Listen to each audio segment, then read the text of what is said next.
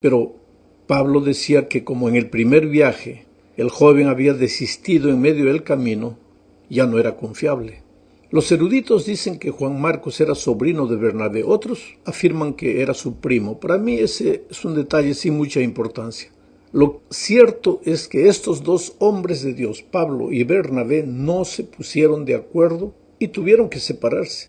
Ahora, esto muestra que los hombres de Dios no siempre piensan igual, y no es por eso que dejan de ser hombres de Dios. Ambos, Pablo y Bernabé, estarán en el cielo con toda seguridad, y sin embargo en esta tierra fue mejor que trabajasen separados para conservar la unidad de la iglesia. Sí, unidad, porque una cosa es unidad y otra uniformidad. Podemos mantener unidad dentro de la diversidad. Bueno, en este segundo viaje Pablo pasó por Derbe, después llegó a Listra, donde conoció a un joven llamado Timoteo, hijo de Eunice, una mujer judía y de padre griego. Entonces Pablo le pidió a Timoteo que lo acompañara, pero antes le pidió que fuera circuncidado. Ahora, ¿por qué? Si el concilio de Jerusalén había decidido que no se pidiera a los no judíos que se circuncidaran, ¿por qué Pablo le pidió a Timoteo? Por la simple razón de que en el viaje visitarían muchas sinagogas judías, y Pablo no quería que el hecho de que Timoteo no era circuncidado fuese un impedimento para la predicación del Evangelio. Todo era un asunto de criterio, de sentido común. Bueno, siguiendo con el viaje, Pablo pasó por algunas ciudades de lo que hoy es Turquía, confirmando las iglesias que había visitado en su primer viaje. Finalmente llegó a Troas y allí, en la ciudad de Troas, tuvo una visión, una noche, un hombre que le pedía paz a Macedonia y ayúdanos.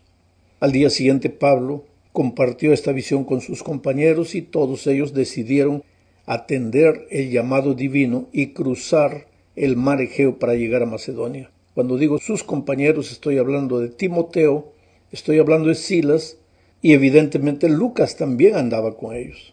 Aquí empieza realmente el segundo viaje misionero de Pablo, porque hasta este punto él había pasado casi por los mismos lugares de su primer viaje. El primer punto de su llegada a Macedonia fue Neápolis. Macedonia ya es territorio europeo. Neápolis es hoy la ciudad de Kavala, a la orilla del mar.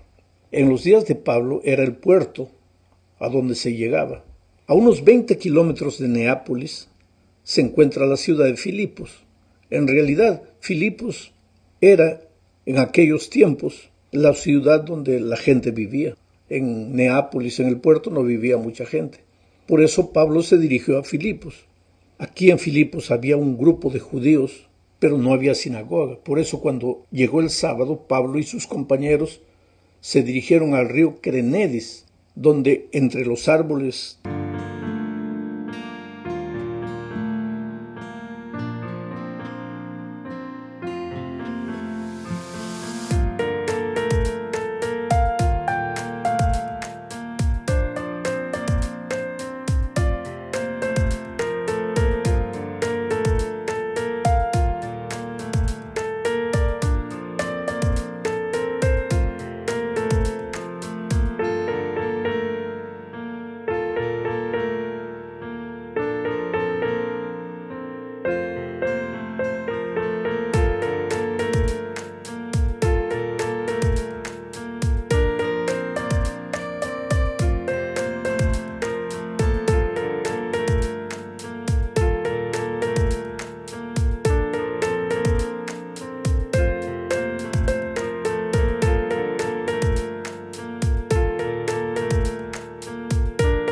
de la orilla del río, se reunían los pocos judíos de la ciudad para guardar el sábado.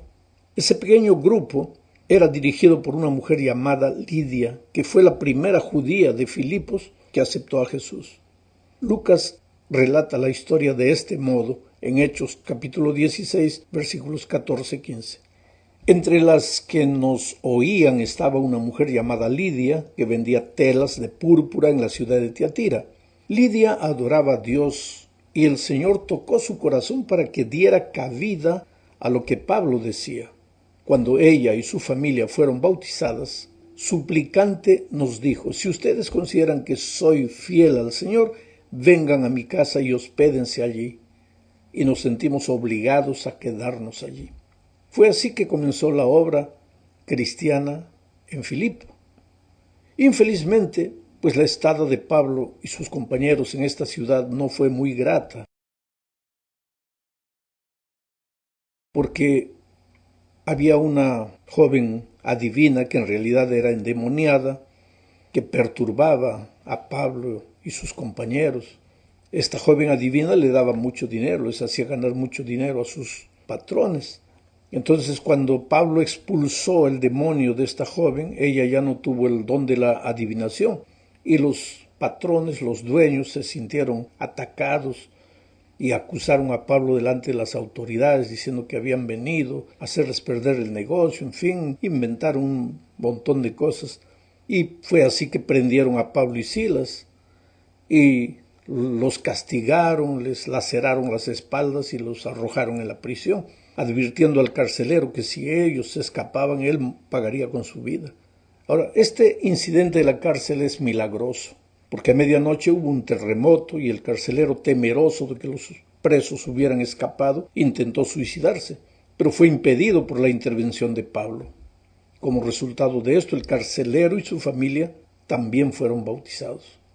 Al día siguiente, y esta es la tercera parte de nuestro estudio, cuando las autoridades de Filipos se enteraron de que Pablo era ciudadano romano, se llenaron de temor y le pidieron que se retirase de la ciudad en libertad.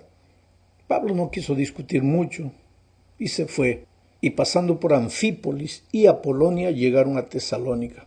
Pablo no se detuvo en Anfípolis, en Apolonia. Lucas solo registra la ruta. En realidad todas estas ciudades forman parte de lo que se llamaba en aquel tiempo la Vía Ignacia, que era el camino comercial hacia Roma. Mi esposa y yo tuvimos la oportunidad de descansar a media mañana del intenso sol bajo la gigantesca escultura del león de Anfípolis, ubicada a la entrada de la ciudad. Bueno, Pablo llegó a Tesalónica, que hoy es una ciudad demasiado grande para ser visitada en un solo día. En esta ciudad, por 3 sábados seguidos,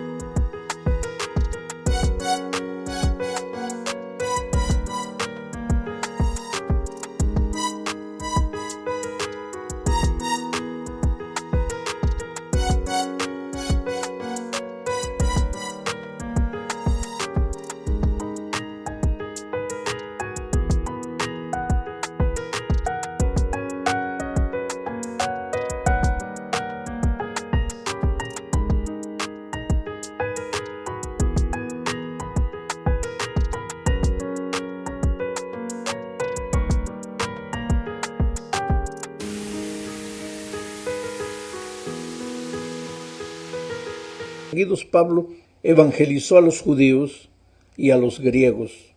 Muchos dicen que Pablo iba a la sinagoga solamente por causa de los judíos, pero el texto bíblico dice que él evangelizó a judíos y a griegos, y los griegos no guardan el sábado. Entonces Pablo iba a la sinagoga no por evangelizar a los judíos, sino porque él guardaba el sábado. La verdadera razón de ir a la sinagoga el sábado era esa: él le devolvía a Dios el sábado como el día sagrado, pero también aprovechaba para evangelizar a judíos y a griegos.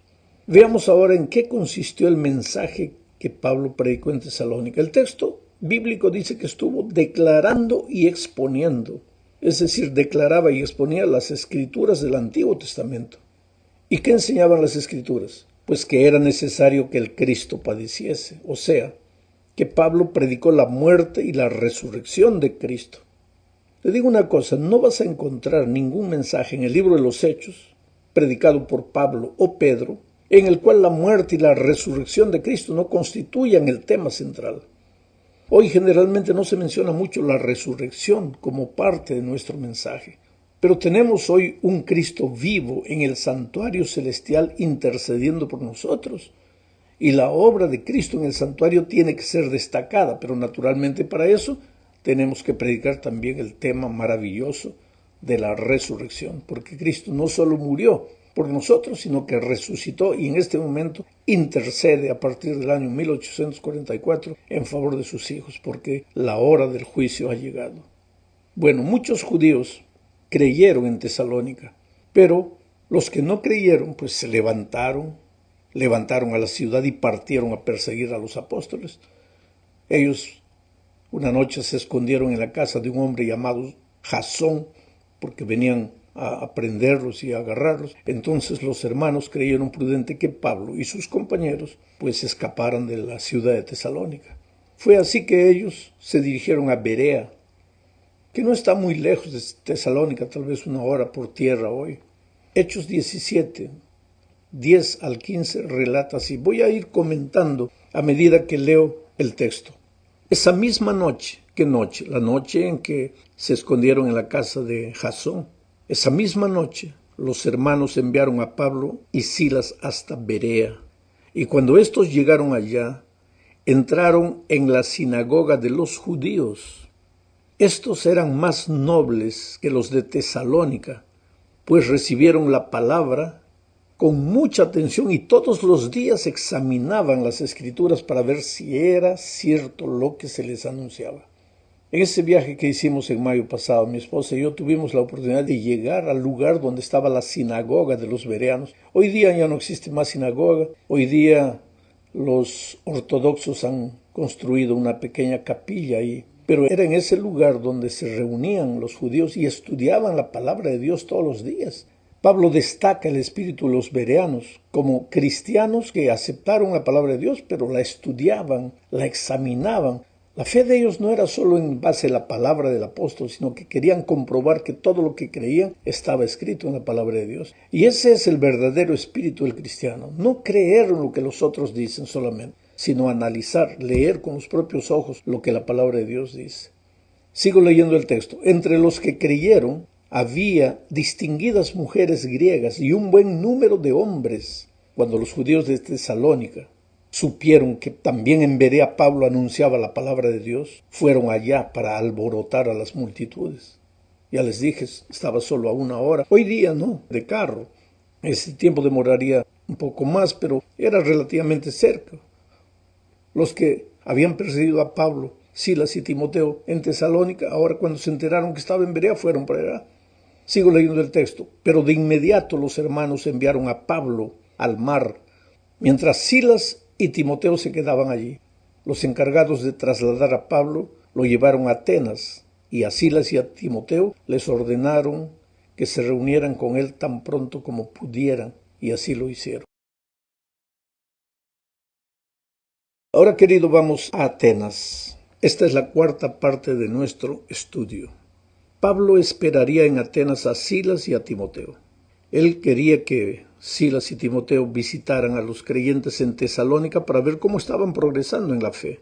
El versículo 16 del capítulo 17 dice: Mientras Pablo los esperaba en Atenas, su espíritu se enardecía viendo la ciudad entregada a la idolatría. Es que Atenas era el centro de la cultura de aquellos días. Era una ciudad entregada completamente a la idolatría. Y el versículo 17 continúa diciendo: Así que discutía en la sinagoga con los judíos y piadosos y en la plaza cada día con los que concurrían. Porque a los griegos les gustaba ir a la plaza a discutir filosofía, cada uno hablaba de sus ideas, y Pablo fue allá donde la gente estaba para presentar también el mensaje del Evangelio. Esta plaza queda al pie de lo que hoy, los turistas que van a Grecia, a Atenas, saben lo que es la Acrópolis. Esa es la congestión del turismo. Y podemos imaginarnos a Pablo caminando por allí. Recordarás que Pablo construía tiendas para ganarse la vida y tal vez debe haber vendido algunas tiendas en ese mercado ahí. Y mientras vendía sus tiendas, hablaba del Señor Jesucristo. Continuemos leyendo el versículo 18. Dice: Algunos filósofos de los epicúreos y de los estoicos discutían con él. Unos decían: ¿qué querrá decir este palabrero? Y otros: parece que es predicador de nuevos dioses. Esto decían porque les predicaba el Evangelio de Jesús y de la resurrección. Interesante, los filósofos de ambos grupos que vinieron a oír lo que Pablo decía, consideraban el nombre de Jesús y la idea de la resurrección como un mensaje de nuevos dioses. No entendían. Pero continuemos con el versículo 19. Aquí dice, lo tomaron y lo trajeron al Areópago diciendo, ¿podremos saber qué es esta nueva enseñanza de que hablas? Mira, el Areópago se encontraba en una formación de roca muy peculiar sobre cuya parte alta en la Acrópolis se había erigido el Partenón y los demás edificios que tenían relación con aquel gran centro religioso y cultural griego. El Areópago era una especie de tribunal griego formado por un consejo de nobles que se reunía al aire libre. Todos los turistas que visitan el Areópago hoy pueden leer desde la colina de Marte el sermón de Pablo que se encuentra allí grabado. Bueno, los filósofos griegos en aquel tiempo le dijeron a Pablo que querían saber más acerca de esta nueva doctrina del Evangelio. En otras palabras, estaban en una completa oscuridad espiritual. Estaban en peores circunstancias que los gálatas, los filipenses o los tesalonicenses. Sin embargo, ellos se creían grandes sabios. Las personas así, de este tipo, son las más difíciles de ser alcanzadas por la palabra de Dios. Y así sucede también con los que no son verdaderos creyentes, es decir, profesan ser cristianos pero no lo son, porque creen que no necesitan más que el conocimiento superficial que tienen. Parece que no se dan cuenta que en verdad necesitan un Salvador no solo en la cabeza, sino un Salvador que los haga caminar cada día, llevándolos de la mano para vivir la vida cristiana victoriosa. Continuaron pues los atenienses hablando con Pablo y le dijeron lo que está en el versículo 20 y 21. Pues traes a nuestros oídos cosas extrañas. Queremos pues saber qué quiere decir esto, porque todos los atenienses y los extranjeros residentes allí en ninguna otra cosa se interesaban sino en decir o en oír algo nuevo. Interesante. Pablo entonces comenzó pues su mensaje de una manera formal, diciendo, varones atenienses. Luego dijo que percibía que eran muy religiosos. Los atenienses en verdad, pues eran religiosos. Atenas estaba llena de ídolos, ya te dije, en cada esquina había un ídolo. El panteón de los dioses de los atenienses y los griegos era interminable. Había dioses pequeños, dioses grandes. Tenían un dios casi para cada circunstancia o situación. Eso es lo que Pablo estaba diciendo cuando dijo, ustedes son muy religiosos. En este sentido, eran verdaderamente muy religiosos. Y tal vez este era su problema, que eran religiosos. Vivían una religiosidad que los apartaba de Dios y de la persona de Jesucristo. Y ese es el problema de mucha gente hoy. No se trata de que las personas sean demasiado malas para ser salvas. Este no es el problema. El problema es que algunos se creen muy religiosos, dignos y buenos, que piensan que no necesitan un Salvador. Otros, en cambio, desde una postura materialista, se consideran tan humanos, compasivos y solidarios que no necesitan a Dios. Si soy bueno, ¿para qué Dios? La verdad es que tenemos que predicar el Evangelio, el mensaje de las buenas noticias, porque los seres humanos necesitan a Dios y están perdidos sin Cristo, aunque no lo sepan, aunque estén escondidos atrás de la religiosidad o de la incredulidad. Y es por este motivo que Pablo fue a Atenas. Los atenienses necesitaban escuchar el mensaje del Evangelio.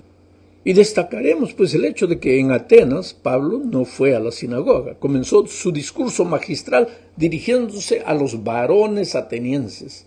Y después que hizo esta observación de que eran muy religiosos, continuó diciendo en el versículo 23 lo siguiente, porque pasando y mirando vuestros santuarios, hallé también un altar en el cual estaba esta inscripción, al Dios no conocido, al que vosotros adoráis, pues sin conocerlo es a quien yo os anuncio.